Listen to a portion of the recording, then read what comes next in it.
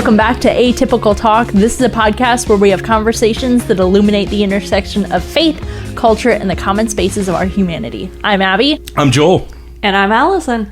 Allison is back for making a return. Yes. A return. One night only. Yes. That's awesome. So we're excited to have her back. We're going to start with the question, if you could start your own business, what would it be and how would it be unique? We were kind of talking about this last week at lunch, Allison, Kent, and I, and so it got me thinking, what would you have, Joel? If I could start my own business, I feel like in some ways, You already did. in a way I did. But honestly, I was thinking about this earlier today, and just because of, there are jobs much more stressful than what I do, but just because of how sprawling the responsibilities of pastoral life can be and what it is for me, I think like something very simple. Yeah. Like I've thought before how great it would be to own a parking garage in the downtown of a city to where you have to pay one person at a time. You just have to deal with cars coming in and out. And if you can get the capital up front to buy the parking garage, it's a pretty simple business. Yeah. So I think that would be it. But the unique part of the job would be that I would have complete hands-on control of the playlist of the music playing on every level of the parking garage. And I would just make that playlist so curated to the greatest of rock and roll level. Volume, song selection, order of songs, flow of songs. Anybody who's been on a road trip with me know that I really like to have control of the music. So that would be the one thing, is like people want to park there because the tunes are good when you're walking in and out. That would be the move. The vibes. Yeah. The vibes. So I had a really quick answer when we were at lunch because I have thought about this many, many times in my life. But I would love to own a chicken and waffles food truck. Because That's so specific. because first of all, I love both of those things. Yeah. But together, chef's kiss. But you could have it the traditional way as the Lord intended, but you could also have like Wait, you need to go. What's the way the Lord intended for our listeners who might not know? Flat waffle with syrup, fried chicken, That's just the- right Yeah, on yeah, top. Yeah. Yep. But what are their But other moves? Well, I'm thinking, okay, if I have a taco truck, we could also have like a chicken sandwich where you have like two waffles that might be the bun, you know? Yeah. You could have a taco where the waffle is the tortilla, you know, and you have Folded, chicken, chicken strips in the middle. Would you add any other like flavors outside of the sweetness of the syrup? So- like some Tabasco spicy and yes, syrup? for certain. And then also I think you could have like waffles, like special waffles of the week, you know what I mean? Where yeah. you like fruit it up with different things. that Bob's weren't Burgers necessarily- styles of Yeah. Or chicken and waffles. necessarily, you know, just the chicken and waffles. But clearly I think about fried chicken and waffles way more than the average person. But I it's fine. haven't had it in so long, and now I'm like, that sounds delightful. It is so delightful. Let me be the first to say on the pod, I'm investing in. Do you have a Chicken and name? waffles? Do you have a name? No. Oh, I wish there was a whole like. She's like, oh, while you ask, I have this whole marketing plan, and here's the name. I can make Allison's one like, stat. I'm putting in my 2 weeks. Yes. Today's my last day. I will be opening this truck next week. Yeah, enjoy doing that in the winter in Indiana too. Okay. But anyways, yes. That's awesome. Chicken and waffles food truck. I love that. What about you, Abby? I think I would want to have like a game store that you can go and play games, buy games, whatever, but also have it be like a pizza shop. For whatever reason, when I play board games, I crave want it. pizza. And so love it. I feel like that would be the perfect, get some pizza, beer or pop Listen. or whatever. Yeah, Yep. that would be Would people amazing bring their game own nights. games? You could. Yeah. Okay. Yeah. I've been in game Yes. shops where people bring Okay. their own Yeah. and stuff. Yeah. All right. Yeah, but I think that And would what be kind so of much pizza fun. would we talking? Deep dish, thin crust. I like thin crust. Yeah. We want the crispy. The crispy. Yeah. Mm-hmm. Yeah. Deep dish. Yeah. It's lasagna. It's not really pizza. It's good. It's its own It's thing. lasagna. It's thing, lasagna pizza. It's not Yeah, really yeah. pizza. But also, Yeah. if you're in it, if you're the the owner of this shop, you don't want to be selling deep dish because people will eat one slice and then they get full and they don't buy anymore. So you gotta, what's gonna keep them buying Yeah. more and pizza? people get mad at deep dish too because it takes like 45 minutes to cook, and you even tell them that That's it doesn't true, matter. It feels like way too long. It's also greasier, and that would get all over the cards Yeah. and stuff. Yeah. We that would do be need to have a gross. disclaimer though. If you're listening and you're from the Chicagoland area, We love your apologize. pizza. We love We you. just- We love you, and to each their own. Yeah. And Yeah. Once a please year, don't deep send the dish. mob after me. Yep. The Chicagoland listeners. Well, our first topic today, it's a Washington Post article titled, "At 81, she just voted for the first time. Made me feel like I was American." Betty Cartledge, an 81-year-old woman living in Georgia, recently voted for the first time in her life. Despite being unable to read or write, Cartledge decided to cast her ballot in the upcoming presidential election with the help of her niece. She had been thinking about voting before, but was hesitant because she was unsure of the process. On October 16th, Cartledge went to her local early voting station and was able to successfully vote. She said the experience made her feel like she was American.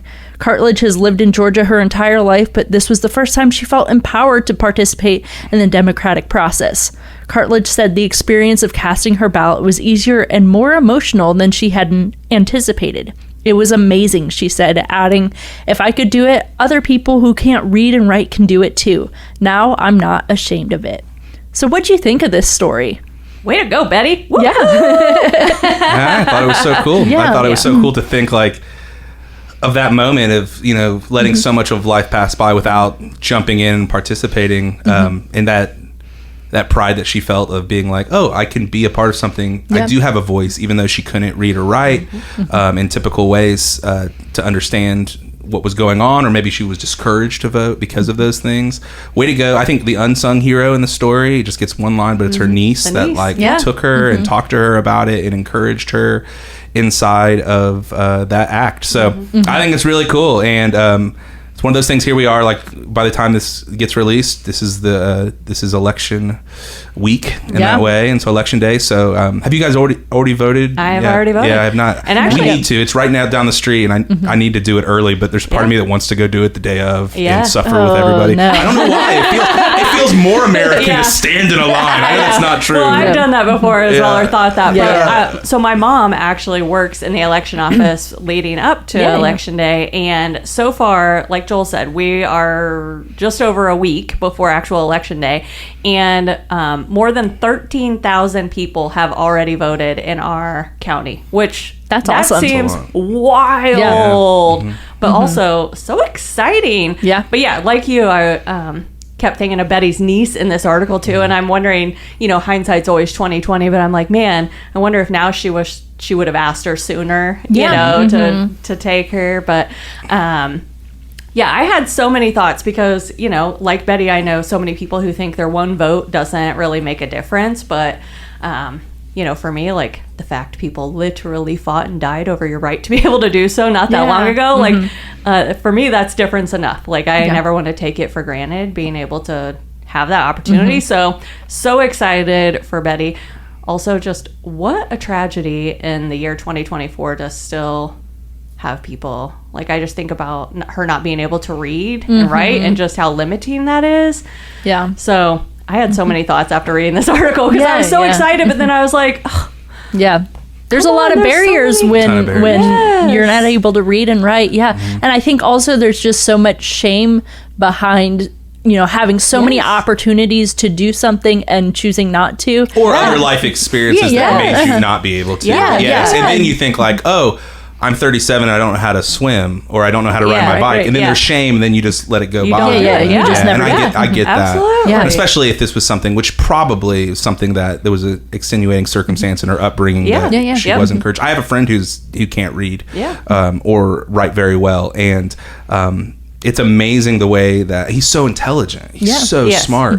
And the way that he can get around certain things and still move and do his thing because he's so smart. But it is one of those things like it's really hard to start over. Like Yes. it's hard for it would So be hard. it'd be so hard and so much work for me to like start over learning Spanish right now at Yeah. 37. You know Yeah. what I mean? Like Yeah. it'd be that kind of a thing. Yes. So yeah, there's a lot of barriers, and I think a lot of that is why some people probably don't vote. But it Yeah. doesn't mean they're not intelligent. It doesn't mean that they shouldn't let their voice be heard, which Yeah. I love in the story. The niece who said, "No, your voice does matter, Yes. even if you don't have these accolades to your name."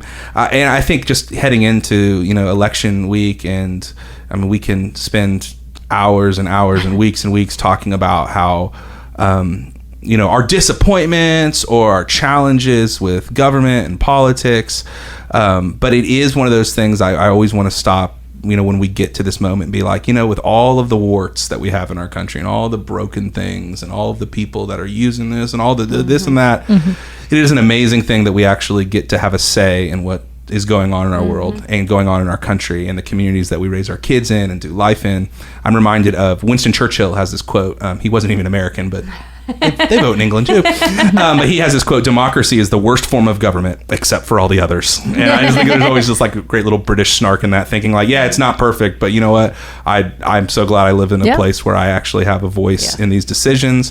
And just another little shout out for election day stuff. Like, man, I know we only seem to talk about the very top of the ticket and the two people that are running for president, but man, we think about our neighbors and the people that are directly around us that Jesus calls us to love. We need to get educated and learn about our local officials and who's running and what they're about, and not just, look towards Washington like that's going to fix all our problems or that's going to destroy everything. But we're called to love our neighbors, and local politicians have local ideas on policies that affect literally our neighbors. So look into that, get yourself educated on it, vote your conscience inside of it. But way to go, Betty. What an inspiration. And so maybe someone listened to this, maybe you're not 81, but maybe you've sat out a couple of elections. You think, oh, I have to choose the lesser of two evils, and oh, it doesn't mean anything because this in Indiana, like, maybe this could encourage you to let your voice be heard and to love and serve your neighbors through simply doing a ballot. And also, like you mentioned, you were talking to people who maybe haven't voted in a while, but also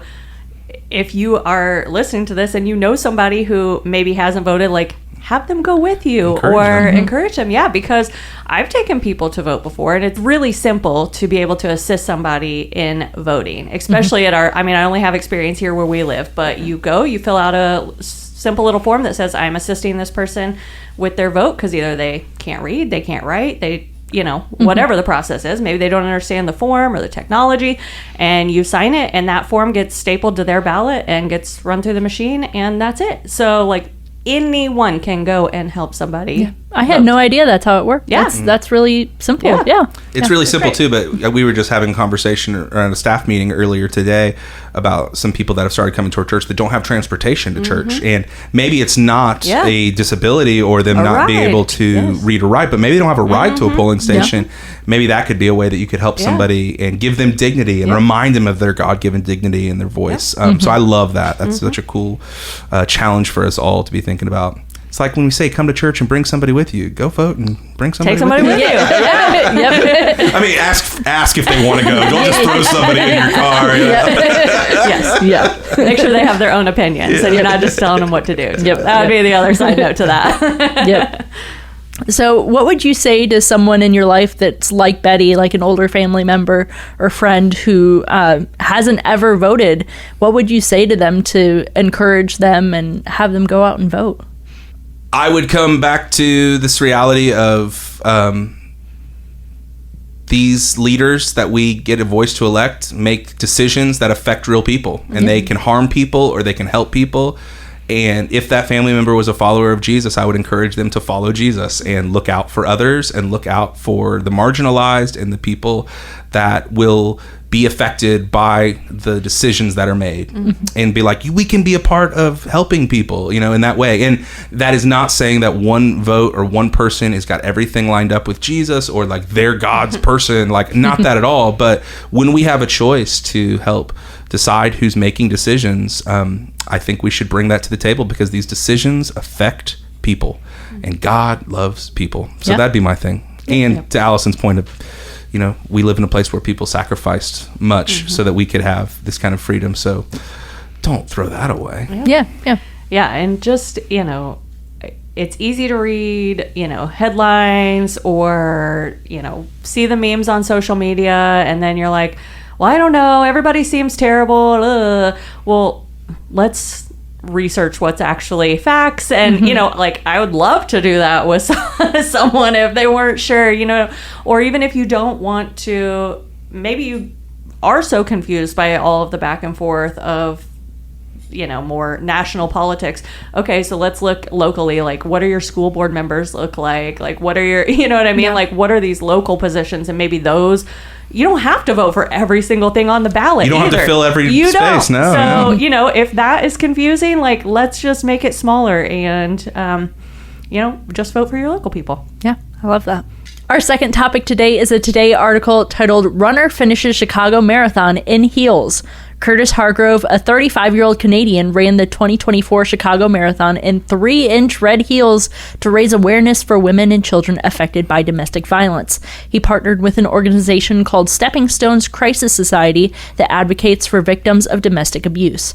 He said, I got my buddies to actually weld my high heels on the bottom so that they wouldn't break, and that's what led us to the Chicago Marathon. He said, I didn't do any special prep, but it was a mental game. I've done over 300 marathons, so I knew I could finish, but my concern was if the high heels would hold up. After 7 hours and 5 minutes, Hargrove crossed the finish line despite his battered and bleeding feet.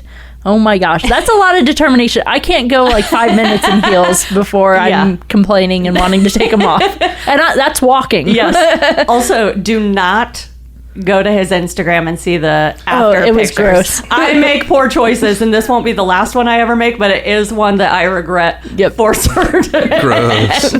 Second, every man who designs high heels should have to do this. I think they would change the design in an instant if that was the case. They'd find a way to make them comfy. Yeah, Exactly. Women still buy them. Don't throw it all on the No, men. I know. I'm just saying, just throwing it out there. But for real, like, this is amazing. And I cannot imagine, like, the mental, physical, emotional struggle.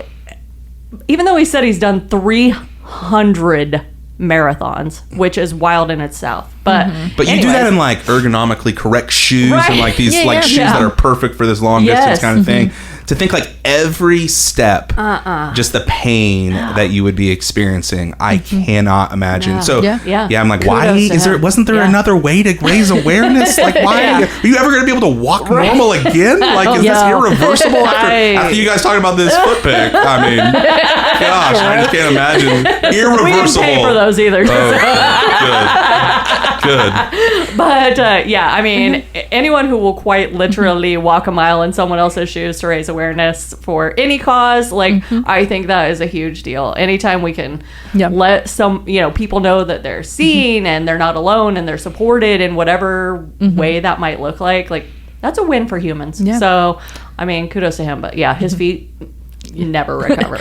I just love that it was something he chose to do on his own. Like, there's so many, marathons Specific and stuff. walks or that are runs, specific to a certain organization or a issue going on. But he chose to do this on his own, and I thought that was so cool. Yeah, about 7 years ago, I walked a 5K in my bare feet outside for a fundraiser for a mission organization in Haiti. And I remember thinking, like, there were like 4 or 5 options to raise some money to do this, and I'm like, this is the easy one. And it was like, just even walking in my neighborhood that has decent sidewalks, like after like 15 minutes, I'm like, nope, I hate it here. And it really hurt. My dogs are barking, I'll tell you that much. Rocks and like just gross stuff. And I'm like, 5K walking, that's a lot longer, especially when you're walking gingerly on your feet. But it was a pretty profound moment about halfway through when I sort of settled into the pain I was going to be in, just thinking like, like this is what a lot of people across the globe do every day. So slow your roll, Joel. Chill out and do the thing and raise some money for a good cause. But this is 26.2 miles. Much more intense. I can't even imagine. So, pretty incredible determination and stupidity. No, I don't know. Do you feel like he accomplished his goal? I hadn't heard about it until now, so I don't know how widespread this got. But Abby heard about it, and today's show talked about it. I guess. So. I was gonna say, you'll always have some people that miss the plot or turn his good into something it was never intended to represent or whatever. But I'd say the more you can try to bring awareness, like you said, it was talked about on the Today Show, for goodness sake. So like, it can't be bad. You know? And like I said, he's just one person, but he even had like women coming up to him afterwards telling their stories to him and thanking him for what he was doing. So I feel like, for being a single person, he accomplished his goal. Like, it didn't have to be some crazy big thing where it was 100,000 people doing this. He did it on his own, and I thought that was awesome. That is wild. What's something big you were able to accomplish through determination? A big project or something like that? Mine is really lame, but it's very recent. Okay. On Friday morning, we were waking up to take our 2 boys to Chicago for the day. They'd never been to the big city. And we were going to go to this Bluey house, this interactive thing. We were going to take them to the Lincoln Park Zoo and have a nice lunch in the city and bop around all day long. So I had just got some new socks and was getting ready to leave and got on some hardwood stairs and slipped and fell and really hurt my foot really bad. And at first I thought, I just need to shake it off. I took my sock off and most of my foot was just black. And Megan's like, you should probably stay home because you're not going to be able to do anything today. I'm like, it's going to get better. And so I went because I didn't want to miss that time stubbornly. I'm glad I went. But like, in the city, there's a lot of walking and there's a lot of standing and in the zoo and stuff. And it was like 3 p.m. and I just like, they were like probably like 5 or 6 steps in front of me. And I was just grimacing. Every time they turn around, I would try to smile, be like, this is so great, boys. Oh gosh, oh no. And you're looking at your watch at the end of the day and seeing how much you walked. And then your foot is just, I'm like, my shoe just feels so small because it was so swollen. And so that's just recent determination or stupidity for me to do it. But I didn't stay home because I wanted to be there with the boys. And also, we're not going to post a picture of Joel's after. You're not going to put a foot pic on the show notes? Nope. Dogs out for Jesus. No? Okay. It's pretty rough. Yeah. So I thought of 2 pretty quick. One was, I didn't run a full marathon. I ran a half marathon several years ago. But I've had asthma since I was a kid and was always told, like, you can't run. And even in high school, when you have to run the mile around the track, always last, just wanted to die, sucking on an inhaler, whatever. But so yeah, it was a lot of training, a lot of inhalers on standby, a lot of determination, and I probably got passed by a man in heels. I have no idea. But you did it. But I finished, That's awesome. And then, the other one would be finishing college. So for me, it took me 12 years. I'm not a doctor, but it took me 12 years. 12 years. And I only have an undergraduate degree, but it was important for me to show my girls that we finish what we started, even if it's hard. And so even if I never ever use that piece of paper that's currently collecting dust in a drawer somewhere, I was going to finish. So, anyways, what about you, Abby? When I was in high school, I really wanted to take a trip out to California. And so I worked babysitting a bunch and raised enough money, or like earned enough money to take me and my best friend, my dad, out there. And it was the coolest trip I'd ever gone on. I mean, I hadn't Where all did you go? We were in Los Angeles, and so we went... Hollywood. Yeah, we went to Hollywood. We went and watched a recording of Adventures in Odyssey and, like, did a bunch of other fun stuff while we were out there. But I think, like, as a high schooler, like, looking back, I don't have that much motivation now. Like, how did I have that much motivation then? Need a goal. Yeah. But that was something cool that I was able to do. And you had to save to make that happen, right? Yeah. And that's like... That's a huge thing when you're younger, to be like, you have to say no to yourself now so that you can get a yes later. And I'm like, man, we need to retrain ourselves and our culture in that. But that's huge. That's a ton of determination. That's so fun. Yeah, no, that was really cool. Our last article today is a Relevant magazine article titled "Don't Just Serve the Poor." The author argues that we need to rethink how we serve the poor. Charity and giving material things is important, but it's not enough. We need to focus more on development, investing in people and their futures, breaking cycles of oppression, and building relationships. The author outlines several key principles of development based on the Bible and the example of Jesus. Development asks what people need rather than assuming. It's about working alongside people, and it aims to address root causes of poverty rather than just treating the symptoms. Development creates opportunities for people to work and use their God-given potential. The author concludes that there's a time for charity, but we need to move beyond that to true development that empowers people, restores dignity, and leads to lasting change. This requires seeking God first and serving out of that relationship, not our own agendas or desire to feel good about ourselves. The goal should be to see the whole body of Christ, including the poor, truly thrive. So what do you guys think about this, and like the author saying that, giving needed items sometimes hurts more than helps? Yeah, I've seen it. I've seen it, and I think very well-intentioned people and people of faith who I think are moved by compassion, which is a great thing. We can be very short-sighted and cause more harm than we can good by just throwing money at or throwing items at an issue, instead of what I think the work of development that they talk about in the article is, it's not as sexy. It doesn't look as cool for pictures. Takes longer. It takes longer. It's slow. Yeah. Sometimes it's generational. Yeah. And in our very microwaved, fast food, drive-through kind of culture, like, what do I need to do right now to fix this? I'm going to throw this at the problem. It kind of it's clashing with that. I think of the same reality inside of evangelical churches with short-term missions trips. I know that. I think the tide is sort of turning in this, but for the longest time, like, some of the biggest outreach work that churches ever did was you raise a ton of money and you go to some village in a very destitute place in the world and you go serve them for a week. You get your pictures that you post on your social media for a while. And then you come home and you never see these people again. You don't have relationships with them, but you feel really good about yourself. And ultimately, how that doesn't get the job done. Like, of all the money that's been spent in some of the impoverished places in Africa, they're the same, kind of place, because there wasn't that slow development, relational work. I have the privilege of serving on the board of directors as the president of Kokomo Urban Outreach here in town, and Jeff Newton is our founder and director. And it's probably been about 7 or 8 years ago now that he handed me a book and our board a book called Toxic Charity.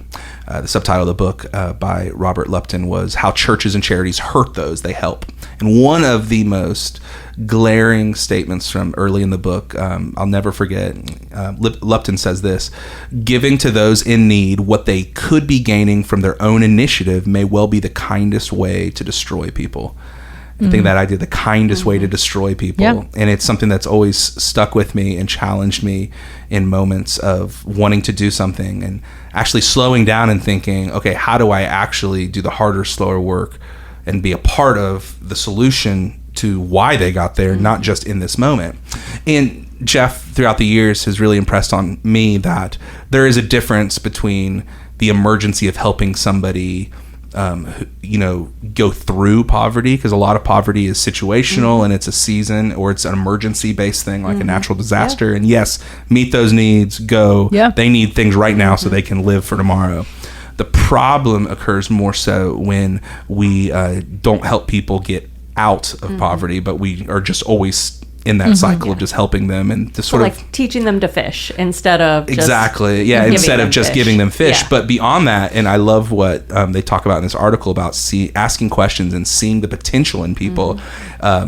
Again, I feel like I'm just quoting all the things I've heard Jeff say for 10 years, but Jeff says it's not just teaching them how to fish. Sometimes they need access to your pond. They don't even know where the pond is. And so we all have our networks from where we live, and a lot of people don't have access to those networks. So it's inviting them to see your life and do life with you, and you connect them with people that you know so that they have access to the pond. And that is less of a looking at people like, oh, look how sad they are, and realizing, oh, they have potential and I have this connection and I can connect them, instead of it just being me throwing something at them. So I just resonate so deeply with what the article says. I think that's something that at our church that we want to be a part of, is we want to ask the question, and we like to say the language of, we want to hear the cries of our community, not just assuming this is what's wrong here and this is what we need to do, but we want to hear the cries of our community and respond to it.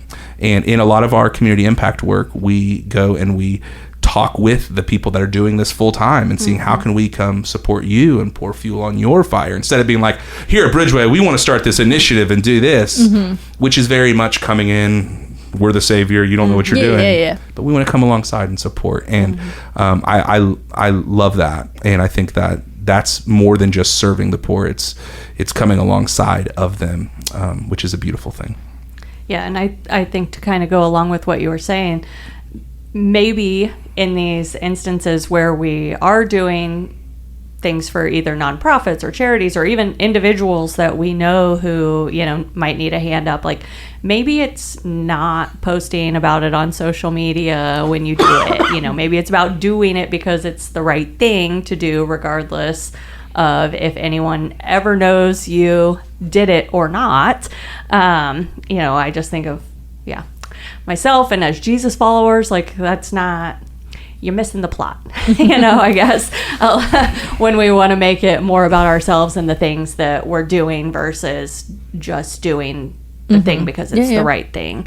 And we want the accolades. We want the lights. Look at me, look at me, look at me. And anytime that it shifted around to look at me, look at me, look at me, I think Jesus is face palming. He's just like, what? What are you doing? The reward is in actually serving somebody. You don't get a reward from, And I understand, again, the tension of, hey, maybe if I post this, other people will want to do this similar thing. And you know what I mean? So I understand some of that as well. But I feel like you can do that through your closer friends and family who, you know, you might talk about it. But at the end of this article, literally the very last paragraph, it was so good. It was literally. You just want to read it? You just want to read it? Yeah, read the last paragraph. Okay. It says, I guess what I really meant when I said I don't want to serve the poor was I don't want to serve the poor if it's creating an oppressive system that fosters dependency and destroys dignity. I want to do more, to do better for society. I want to serve through charity when needed, but I also want to build relationships and empower people through development, even if that is messy and complicated and I don't see results as quickly. I want to seek God first so that through him I can serve and better support others who serve in a way that leads us all to thrive rather than just survive, in a way that gives people eternal life rather than just a longer life. I want to change the way we view the poor so that way we can change the way we serve the poor so that the body of Christ can truly be restored. I was like, that's it. That's it. I don't have anything else to say. Mic so drop. good. And, it's beautiful. So good. Yeah, it sounds a lot like partnering with God. That's what it looks like. So love it. Yeah. So how can people push towards development when they're just one person, like they're not connected with an organization or a church or anything like that? When people feel like they're just one person and so they don't aren't sure how to do anything or what are they going to do, like it's literally about relationships. So it's going to be you and one other person, probably, whether they're connected to a church that you go to or through some organization that you partner with or just somebody that you literally met in a taxi. I don't know, but it's going to be the relationships that you formed and the influence that you have on their life and the connections that you have and being able to just partner with them, and it's going to be slow. I would just add on top of that too, we can't be paralyzed just by the grandness of these issues. Life is really a series of saying yes or just ignoring God's prompts in our lives, and the things in front of us is just one person at a time so often, like Allison said. So I would just say, like, man, if there is an issue, if there's a problem, if there's something that, you know, pulls at your heart, if there's a person that pulls on your heart, just say yes to doing something about it and trust God in the process that he'll lead you. Get other people around you, ask them for wisdom in it, but don't be paralyzed in not doing anything because you feel like you can't fix the world. Yeah. It's not on you to fix the world. It's on you to love who's in front of you, and that's what God's calling you to be faithful in that situation.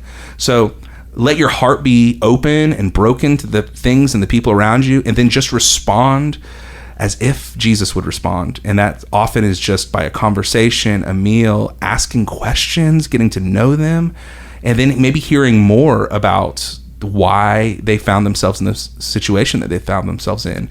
And I think in that, from that place of empathy and curiosity and love, you'll be led in the right direction. But whatever you do, don't just be paralyzed, or don't just be like, well, I don't have time for this, I'm just going to throw a check at this situation. A check, what am I? Boomer over here. Sorry for our boomer check writers.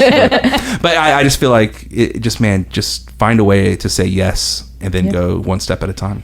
Absolutely. Well, that's it for this episode of Atypical Talk. If you have any questions or topics you'd like us to talk about, you can email those to atypicaltalkpod@gmail.com. Make sure to follow us on Facebook, Instagram, and TikTok at Atypical Talk Pod to get some behind the scenes looks, clips from the episode, and also subscribe on your favorite podcast platform to get updates when new episodes go live. We hope that these conversations today have helped you think wider, love deeper, and partner with God to bring the up there down here in your everyday life. Thanks for listening. Go vote.